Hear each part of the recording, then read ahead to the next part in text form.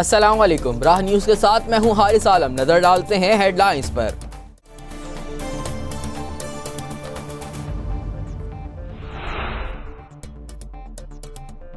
امریکہ نے افغانستان میں رواں سال 3,500 سے زائد بم برسا دیے۔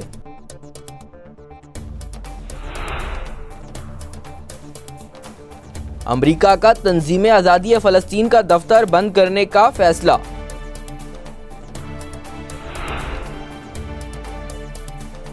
سوا کروڑ شامی باشندوں کو امداد کی اشد ضرورت۔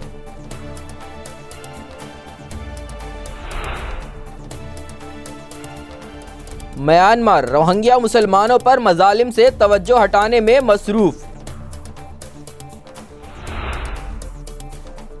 10 سال میں قتل کے 27,000 مقدمات، سزائیں صرف 7% ہوئیں۔ Sindh high court. اور اعلیٰ تعلیم کے فروغ کے لیے 5 ممالک پر مشتمل بلاک بنانے کا فیصلہ۔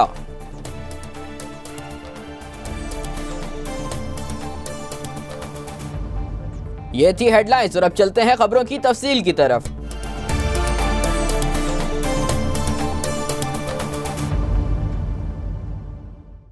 امریکہ نے افغانستان میں رواں سال 3,500 سے زائد بم برسا دیے۔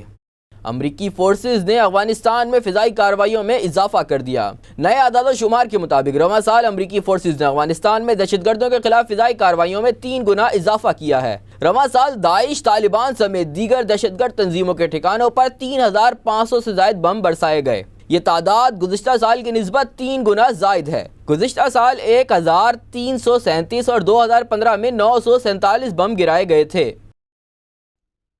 امریکہ نے تنظیم آزادی فلسطین کا دفتر بند کرنے کا فیصلہ کیا ہے۔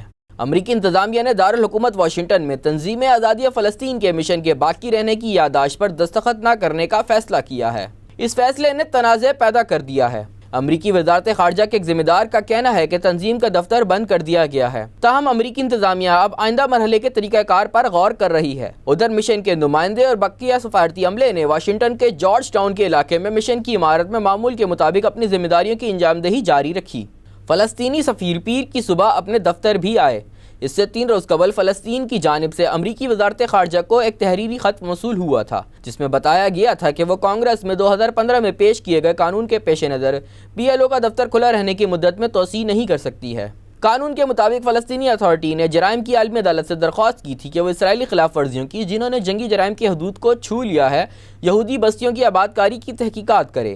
یہ اقدام امریکی قوانین کی خلاف ورزی ہے جو فلسطینی اتھارٹی کو بین الاقوامی تنظیموں کے ذریعے اسرائیل کے خلاف عدالتی کارروائی سے محروم رکھتا ہے۔ امریکی قانون وزیر خارجہ ریکس ٹیلرسن کو اس معمول کے اقدام کی منظوری دینے سے روکتا ہے، جس کی ابتدا 1994 میں صدر بل کلنٹن کے دور میں ہوئی تھی۔ اس کے بعد سے ریپبلکن اور ڈیموکریٹک صدور کے ادوار میں اس یادداشت کی مدت میں مسلسل توسیع کی جاتی رہی ہے۔ 1.25 کروڑ شامی باشندوں کو امداد کی اشد ضرورت ہے۔ شام میں جنگ کی شدت میں کمی کے باوجود 1,30,00,000 سے زائد انسانوں کو انسانی ہمدردی کی بنیاد پر امداد کی اشد ضرورت ہے۔ اقوام متحدہ کے مطابق جن شامی باشندوں کو فوری امداد کی سخت ضرورت ہے، ان میں سے 40% بچے ہیں۔ عالمی ادارے کی رپورٹ کے مطابق ابھی تک محصور اور دور دراز علاقوں تک امداد پہنچانا مسلسل ایک مشکل امر ہے۔ شام کی خانہ جنگی 8ویں سال میں داخل ہونے والی ہے، جبکہ اس عرصے میں 3,30,000 سے زائد انسان ہلاک اور لاکھوں دیگر زخمی ہو چکے ہیں۔ دوسری جانب بشار الاسد نے روسی صدر ولادیمیر پوٹن سے ملاقات کی ہے۔ ترجمان نے بتایا ہے کہ اس دوران شام کی موجودہ صورتحال اور وہاں قیام امن کی کوششوں پر تبادلہ خیال کیا گیا۔ خبر رساں ادارے نے روسی حکام کے حوالے سے منگل کے روز بتایا ہے کہ شام کے صدر نے روسی شہر سوچی میں روس کے صدر سے مفصل ملاقات کے دوران شام کی صورتحال اور شدت پسندوں کے خلاف جاری عسکری کارروائیوں پر تبادلہ خیال کیا۔ اس دوران دونوں رہنماؤں نے اس شور زدہ ملک میں قیام امن کی کوششوں پر بات چیت بھی کی۔ روس کے سرکاری نشریاتی ادارے کے مطابق اس ملاقات میں پیوٹن نے اسد سے کہا کہ ہم دہشت گردوں کے خلاف مکمل کامیابی حاصل کرنے کے حوالے سے ابھی کافی دور ہیں، لیکن جہاں تک شام میں دہشت گردوں کے خلاف روس اور شام کی مشترکہ کوششوں کا تعلق ہے تو اس میں بہتری پیدا ہو رہی ہے۔ میانمار روہنگیا مسلمانوں پر مظالم سے توجہ ہٹانے میں مصروف ہے۔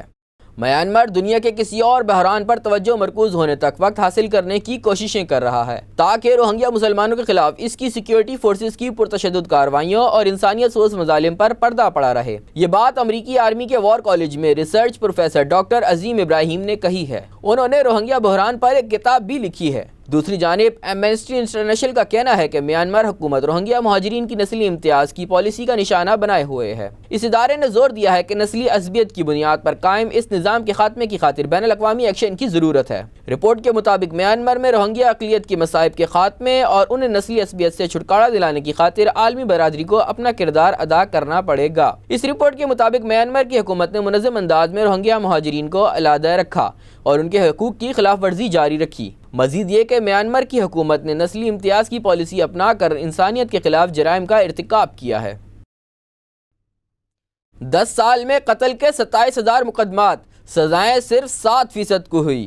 سندھ ہائی کورٹ کی جانب سے صوبے بھر کی ماتحت عدالتوں میں قتل کے مقدمات میں فیصلوں سے متعلق 10 سالہ کارکردگی کی رپورٹ مرتب کر لی گئی ہے، جس کے مطابق سندھ میں 10 سال کے دوران قتل کے 27,000 مقدمات درج ہوئے۔ رپورٹ میں کہا گیا ہے کہ 52% مقدمات میں تمام ملزمان بری ہو گئے، 12,916 مقدمات میں عدم ثبوت کی بنا پر ملزمان بری ہوئے۔ مرتب کردہ رپورٹ کے مطابق صوبے بھر میں قتل کے مقدمات میں محض 7% کیسز میں سزائیں مل سکی۔ قتل کے صرف 1,684 مقدمات میں سزائیں ہوئی، 13% مقدمات میں فریقین کے درمیان صلح ہو گئی، 28% مقدمات ملازمین کی عدم گرفتاری کے باعث سخت خانے میں ڈال دیے گئے۔ رواں سال صوبے میں قتل کے مقدمات کی تعداد گزشتہ 10 سالوں کے مقابلے میں کم ترین ہے۔